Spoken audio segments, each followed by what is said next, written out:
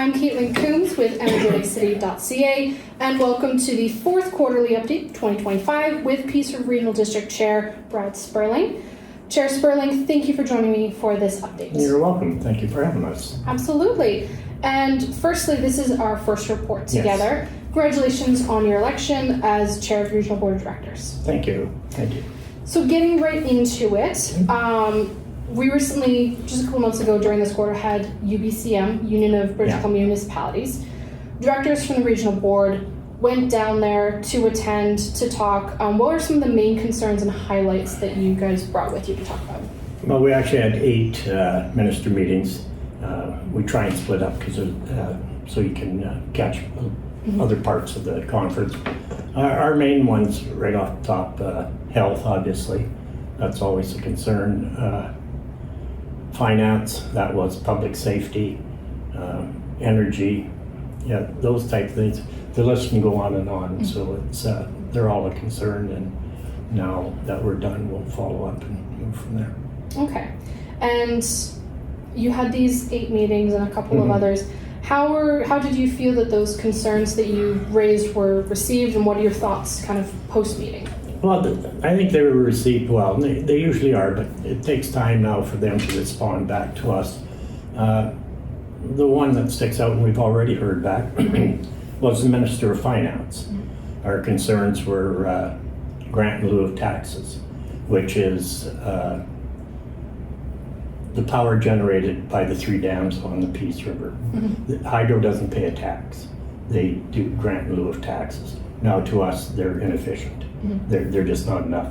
And we received a letter last board meeting that they are in the process of reviewing that. But the letter came back. Right now it's just staff. Our staff have signed up for it.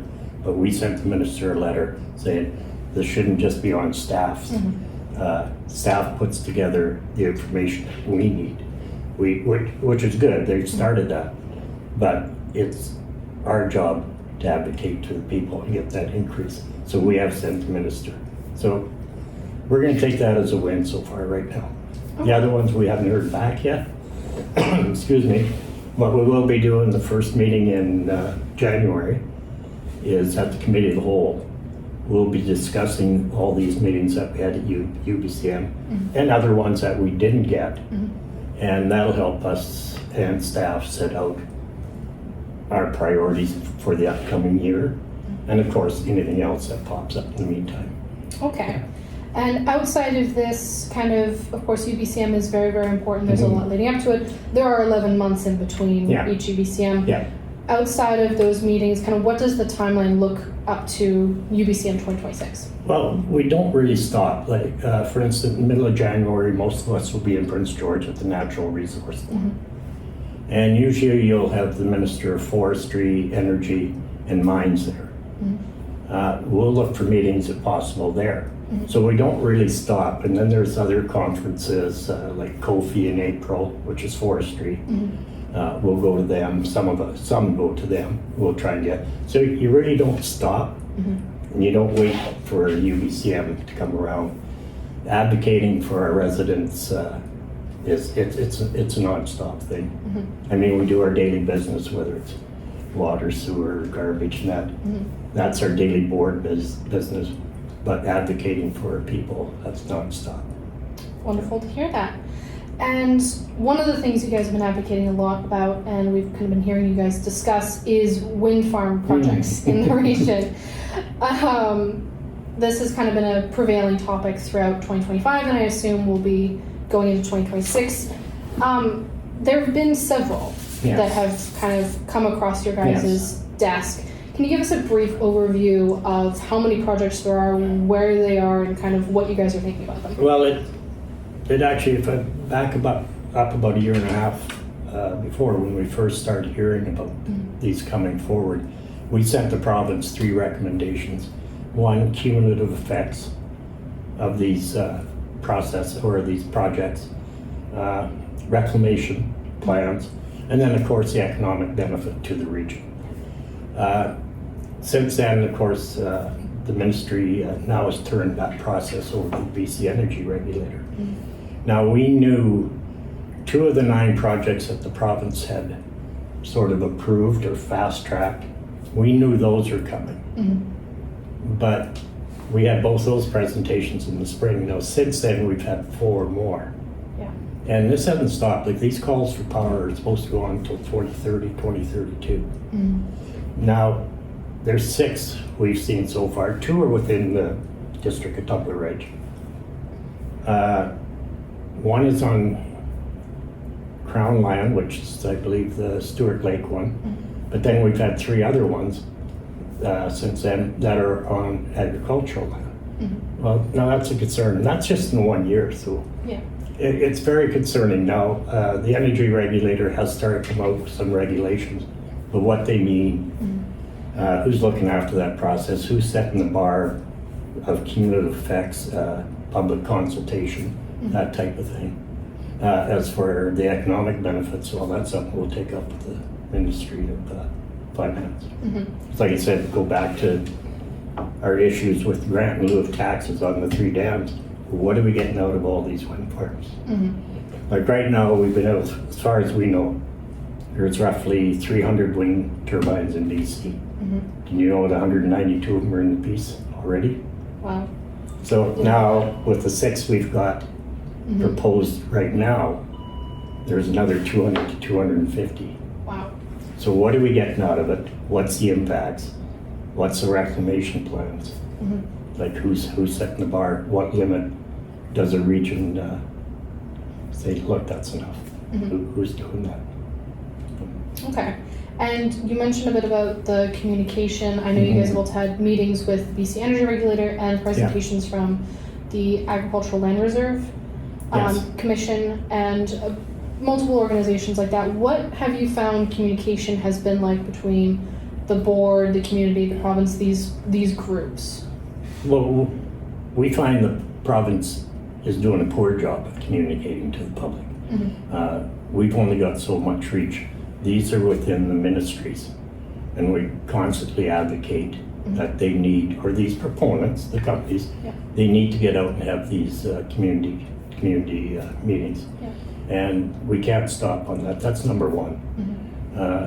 Because it's just not one ministry. It's governed under the Ministry of Energy.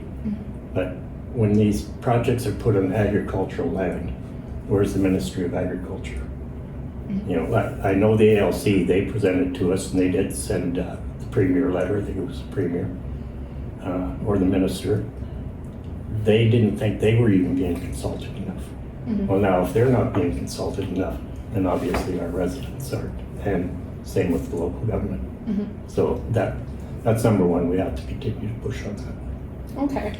And I remember this time last year, and also with the presentations that have happened throughout this year, one of the kind of main topics has been those open houses, that the project reaching out to the community themselves. Does the board still have those concerns about communication, and has there been any progress from the projects that you've raised those concerns with to get that addressed? Not really. So these are all, they're just in the initial starting stage. I believe one of them, I can't remember the name of the company, they plan on having, I think it's the South Taylor project, they're calling it. They plan on having a community open house in February. Yes, yeah. I think it's in Taylor, but they haven't I believe really, it's one of the two they haven't really confirmed that. So, you know, that's a start. The other projects, they're just in the initial stage, and you know, and that's why we can't let up on this now, because if we do, we can't let up. And like I said, this is only the first year. We don't even know how many more are coming. Especially considering the legislation changes and all of that, there could be more in the future. So it's good to set the groundwork in the first year. And that's what we're pushing. Who's setting the rules here, and what are the limits? Who's setting the bar? Perfect. Getting clear boundaries and guidelines, so everyone knows what's going on, especially the community and the residents. It's one thing to come talk to us, but it's another thing to go and talk to the people that are going to have to look at these wind turbines. I mean, for us, local government, we have to leave our personal feelings outside. We can't say, I don't like wind turbines or I like them. That has to stay outside. We have to look at what our job is, and that's to see that it's done the best possible way. Okay. And Let's switch gears a little bit, Sure. slightly. Still on kind of community outreach and focus. 2025 wildfire season. Technically, it isn't done till January 1st, but it's cold enough outside that they aren't cropping up Yeah. as much, so it's functionally mostly over. Kind of looking back as the regional district, what was that season like? What are some of the ways that the district is kind of recalibrating, preparing for 2026?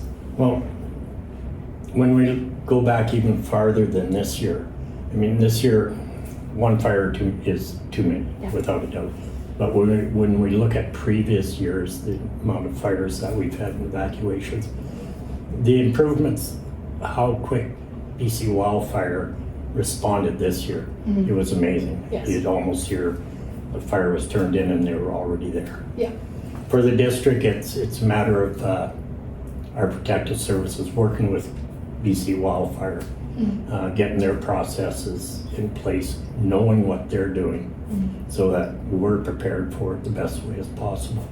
Some of the things we've been doing over the last few years is structural protection units, like Charlie Lake has one now, the regional district's building one. I believe Tumbler Ridge also has one. So that type of thing, but it's coordinating. So that when they are needed, they don't have to wait for them to come up from down south. Yeah. They're here. So that type of thing, that's what we're prepared for. Okay. And praying for more rain and snow for the Yes, winter. of course, of course. An end to the drought would definitely help very future much. wildfire seasons. Just not wildfire, but our agricultural community Yeah. needs it badly. Absolutely. And what is the current state of the region? Like I said, I know it's cold enough that we're not getting new wildfires, but we have overwintering fires. I know not a lot of them are in the regional district. Are they a concern?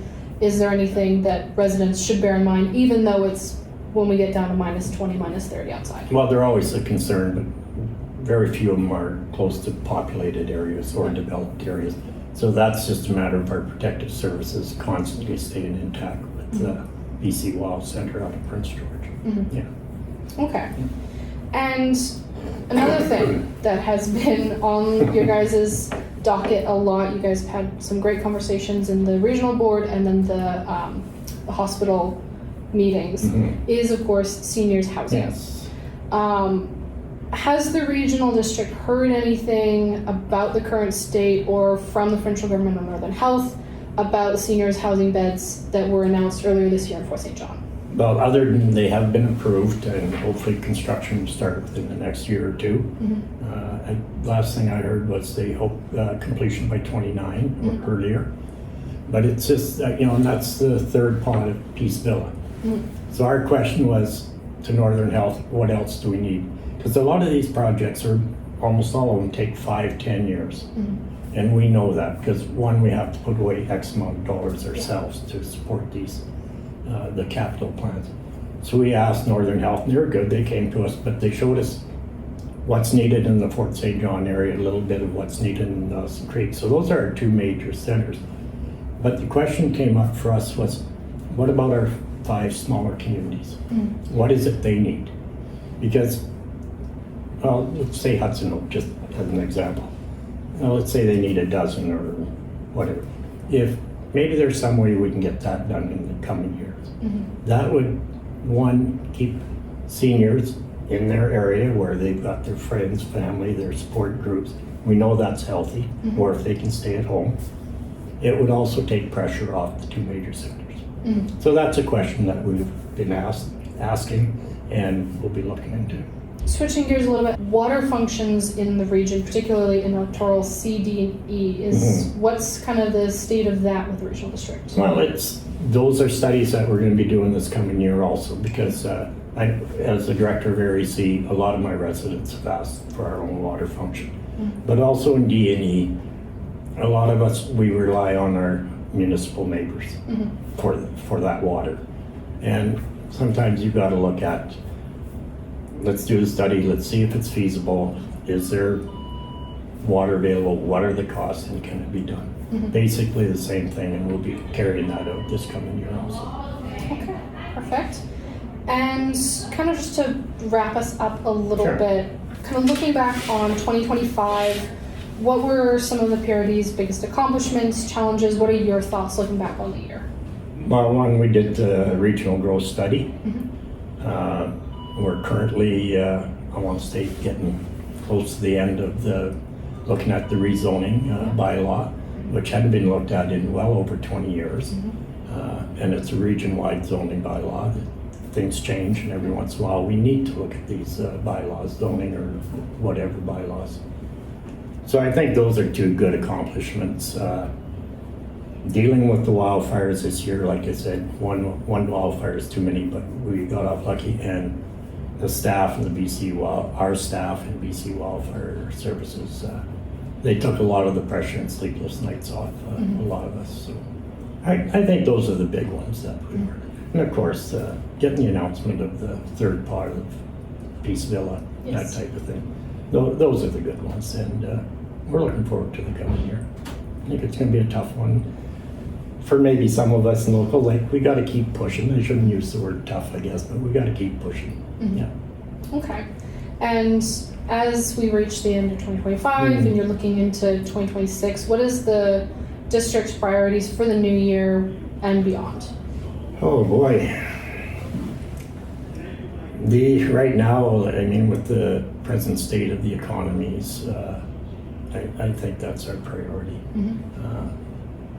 We really have to push for our economy because we still have to do our part for whether it's health, seniors, regardless, our agricultural community, our forestry. It's apart from the day-to-day business. I really think the tough part is going to be pushing the province to don't forget we're in northern BC, or don't forget us. This area supplies a lot to this province, an awful lot, and there's just so much uncertainty everywhere in this country that we have to push for it too. And I think we have a good board to do it. Yeah, they're a pretty dedicated bunch. I'd agree with that. Yeah. Is there anything else that you wanted to cover, mention, address? No, not really. I mean, if you're done, I just have a quick note at the end. And, Yeah, absolutely. on behalf of the board and regional district staff, during this holiday season, I'd like to wish everybody season's greetings, Merry Christmas, and all the best in the coming new year. Thank you. Thank you very much for your time, Chair. You're Appreciate it for today. And thank you for joining us for this quarterly update. My name is Caitlin Coombs with energeticcity.ca. We'll see you next time.